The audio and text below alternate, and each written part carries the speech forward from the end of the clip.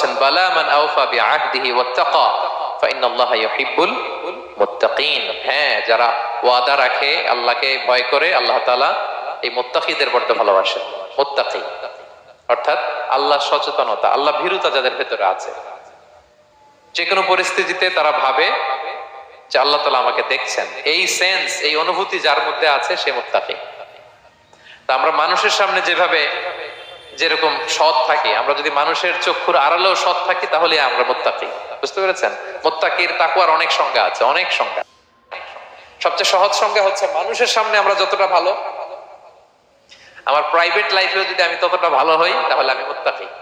একটু যোগ বিয়োগ দিয়ে নেন নিজের সাথে নিজে, যে আমি পাবলিকলি যতটা ভালো প্রাইভেটলি ততটা ভালো কিনা। যদি হই তো আমি মুত্তাকি।